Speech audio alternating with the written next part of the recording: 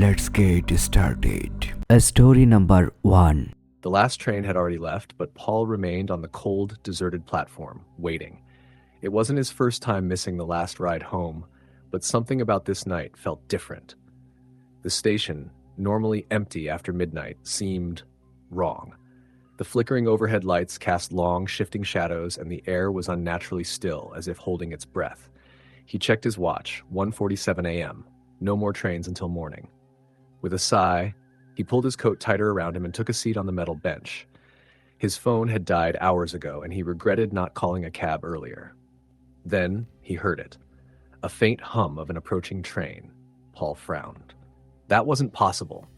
The schedule was clear. No more departures or arrivals until morning. He stood and peered down the tunnel. In the distance, headlights appeared, cutting through the darkness. A deep rumbling followed, vibrating through the metal tracks beneath his feet. A train was coming, but something was off. There was no announcement, no automated voice declaring its arrival. The station's speakers remained silent. The train rolled in, screeching to a stop before him. Its exterior was old, much older than any train he had ever seen. The metal was tarnished, the windows clouded and dark. The doors slid open with a groan. Paul hesitated. Inside, the train was eerily dim. The overhead lights flickered erratically, casting shadows that seemed to shift unnaturally. The seats were lined with worn red fabric, and the air smelled stale, like damp wood and something metallic. He took a cautious step inside. As soon as he did, the doors slammed shut behind him. The train jerked forward. Paul stumbled, gripping the nearest pole to steady himself. The carriage was empty, not a single other passenger in sight. He made his way down the aisle, peering into the adjacent cars through fogged-up glass. They were empty, too. The rhythmic clatter of the tracks filled the silence, but beneath it, he heard something else, something faint. Whispers. Paul spun around, heart pounding. No one was there. The whispers grew louder, overlapping, a chorus of unintelligible murmurs. They came from everywhere and nowhere at once. Then the lights flickered off completely. Darkness swallowed him. He clutched the nearest seat, his breath quick and shallow. The train's motion continued, but everything else was silent. The whispers had stopped. Then, footsteps, soft, deliberate, coming from the far end of the car. Paul's hands tightened around the seat. Hello? His voice came out hoarse, almost drowned by the train's mechanical groaning. No answer. The footsteps grew closer. A shuffling sound, slow and dragging, as if someone was moving toward him but struggling to walk. Paul's breath hitched. A figure emerged from the darkness. It was a man, or at least something that used to be a man. His clothes were tattered, his face pale and sunken, eyes hollow and lifeless. His mouth opened as if trying to speak, but only a faint wheeze came out. His head twitched unnaturally, tilting to one side. Paul stumbled back, hitting the closed doors. Who? What? The figure took another step, and then another. More footsteps sounded behind it.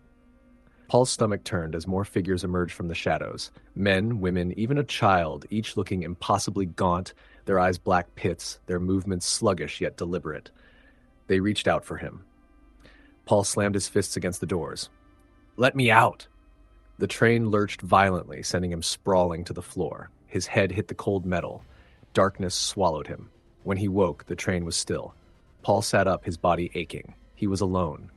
The figures were gone. The carriage was silent. The doors stood open, revealing the dimly lit platform of an unfamiliar station. He staggered out, his legs weak beneath him. The sign overhead was rusted, the letters barely legible. He wiped at them with a trembling hand. Black Hollow Station. He had never heard of it. The air was thick with fog, and the platform was cracked and overgrown. Beyond it, nothing but an endless void. A chilling realization settled over him. There was no way out. A distant whistle sounded. The train's headlights flared to life again, and the doors began to close. Story the end. Story number 2.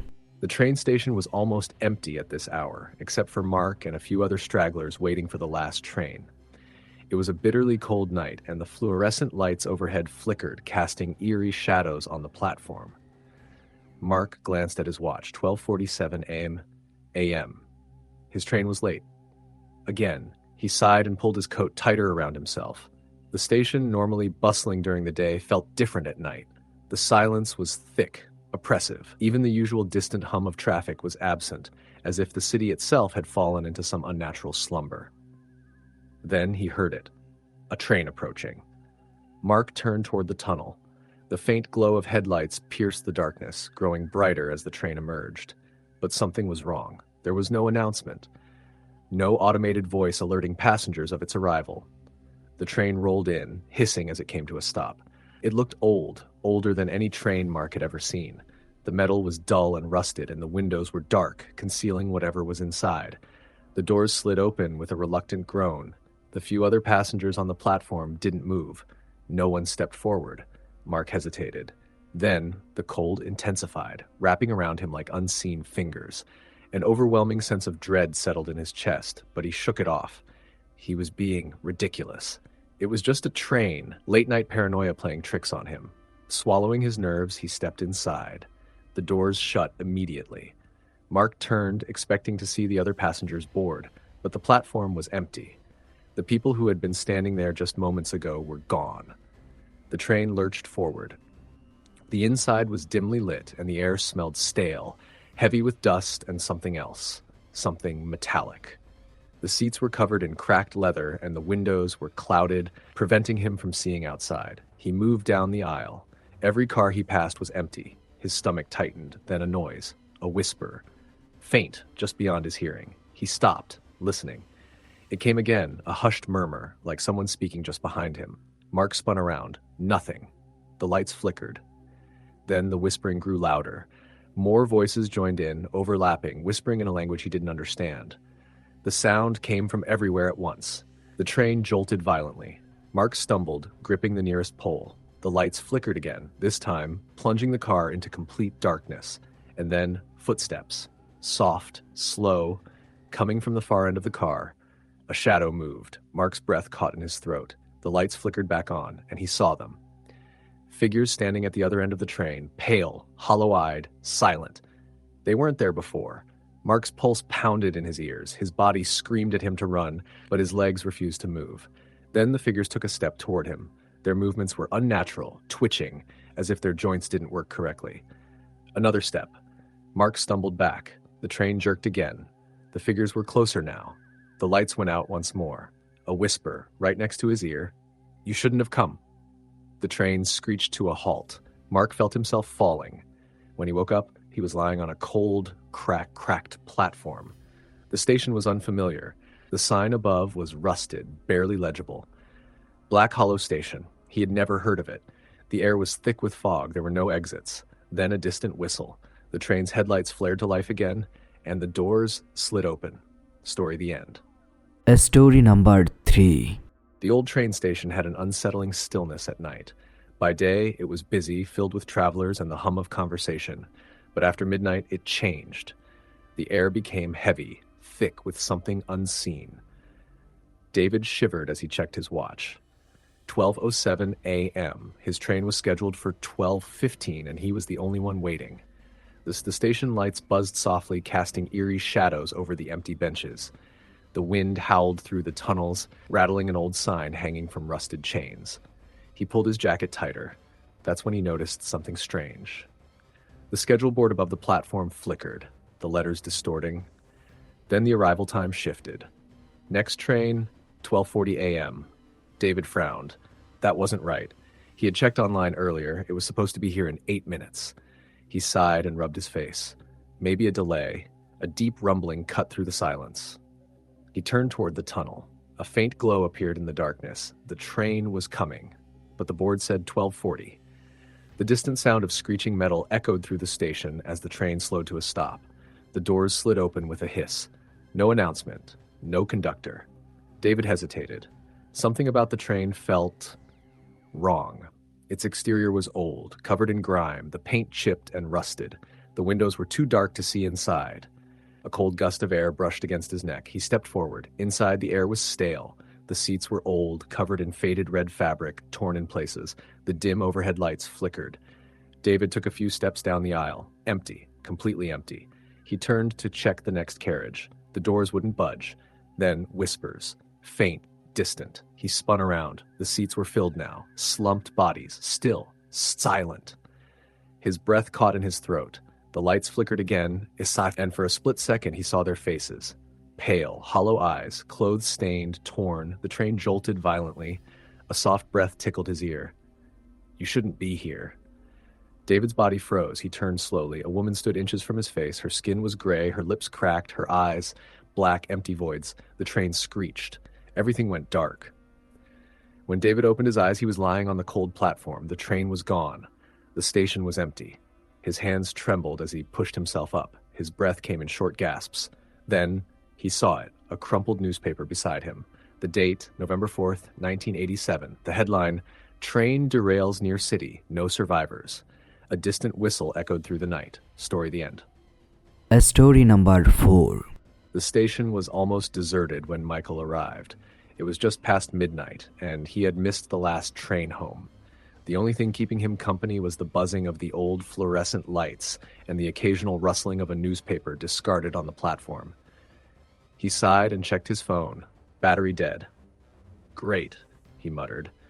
The wind howled through the empty station, carrying with it the distant sound of something shifting in the tunnels. Probably rats. The whole place felt off, though. The silence wasn't peaceful. It was suffocating. Michael sat on a metal bench, rubbing his hands together to keep warm. He figured he'd wait a bit and then start walking home. It would take over an hour, but at least he wouldn't be stuck in this place. Then he heard the train. His head snapped up. It didn't make sense. There were no more trains scheduled for the night. He had checked the timetable twice before realizing he was stranded. But sure enough, the faint glow of headlights flickered in the distance, illuminating the dark tunnel. A slow rumble filled the station as the train emerged. It was old. Older than any train Michael had seen before. The metal exterior was dull, covered in grime and streaked with rust. The windows were dark, concealing whatever was inside. No announcement played. No station worker appeared. The doors slid open with a tired hiss. Michael hesitated. Something about the train unsettled him, but the thought of walking all the way home in the cold wasn't appealing. Maybe this was a maintenance train, or maybe the schedule had changed. Taking a deep breath, he stepped inside. The moment his foot touched the floor, the doors slammed shut behind him. The train jerked forward. Michael turned, heart pounding. He pressed the button by the door, but nothing happened.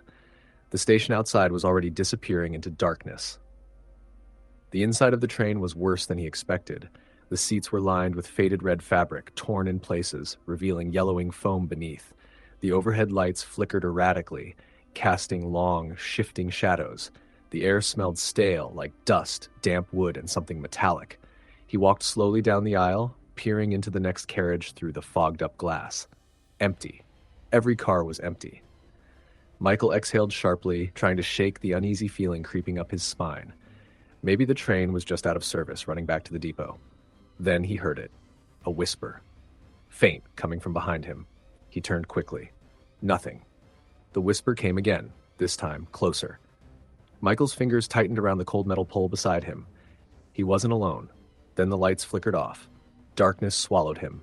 The train rattled forward, the rhythmic clatter of the tracks the only sound. Then, footsteps. Slow, deliberate, moving toward him. Michael's breath hitched. His pulse pounded in his ears. The lights flickered back on. And he saw them. Figures. Standing at the far end of the carriage, men, women, children, all dressed in old, tattered clothing. Their faces were pale, their eyes hollow, dark pits. Their mouths hung open as if trying to speak, but no words came out. Michael stumbled backward. The train jolted violently. He hit the floor hard, his hands scraping against the rough surface. He scrambled to his feet, eyes never leaving the figures. They had moved closer, much closer. A wave of cold air washed over him, and with it came the overwhelming scent of decay. Michael turned and ran. He shoved through the doors to the next carriage, his breath coming in short, panicked gasps. The next car was identical to the last, empty, lifeless, except it wasn't. As he moved toward the front of the train, he saw something. A newspaper abandoned on a seat. The date caught his eye. October 12th, 1986. His stomach twisted. That wasn't possible. Then he noticed the article. Tragic train collision kills 43, no survivors found. The blood drained from his face. His hands trembled as he read the smaller text. The accident had happened on this very line. And the train had never made it to its destination. A cold realization hit him like a punch to the gut. This was their train, a train that had crashed nearly 40 years ago, and he was on it. A low, guttural whisper filled his ears. "You don't belong here." Michael spun around. The figures were there, right in front of him. A hand reached out, fingers thin and bone white. Michael screamed. The train screeched to a halt. Darkness swallowed everything. When he woke, he was lying on a bench back at the station. The train was gone. The platform was empty. His body was ice cold, his fingers numb. He sat up, heart racing, his breath visible in the frigid air. Had it been real? Then he looked down. In his hand was a newspaper, yellowed, worn, and dated October 12th, 1986. Story the end. Story number 5. The old train station had always carried an eerie stillness at night. The air smelled of damp concrete, old metal, and something faintly rotten. Jake checked his watch. 12:14 a.m. His train was running late again. He sighed, shifting uncomfortably on the cold wooden bench. There were only a few other people on the platform. An old man in a tattered coat staring at the tracks, a young woman absorbed in her phone there, and a station worker sweeping the floor near the entrance. A gust of wind howled through the tunnels. Jake pulled his jacket tighter around him, glancing up at the digital display. The train was supposed to arrive at 12:20, but the screen flickered before briefly going black. When it lit up again, the arrival time had changed. Next train, 12:45 a.m., he frowned. That wasn't right. He had checked the schedule earlier. It should have been here in 5 minutes, not 30. A deep rumbling interrupted his thoughts. The tracks began to vibrate beneath his feet. He turned toward the tunnel. A dim glow appeared from the darkness. A train was coming. But it wasn't on the schedule. The sound of screeching metal echoed through the station as the train slowed to a stop. Its exterior was old, too old. The once polished silver had dulled, streaked with grime and rust. The windows were dark, too dark to see inside. The doors slid open. No announcement played. No conductors stepped out. Jake glanced around. The woman on her phone hadn't looked up. The old man was still staring at the tracks. The station worker was gone. Something about this felt wrong. He hesitated, but his apartment was across the city, and he didn't want to wait another 30 minutes. Taking a deep breath, he stepped inside. The doors slammed shut behind him. The train jerked forward. The lights inside were dim, flickering every few seconds. The air was thick, stale, carrying the scent of rust and something faintly metallic. Jake took a few steps forward.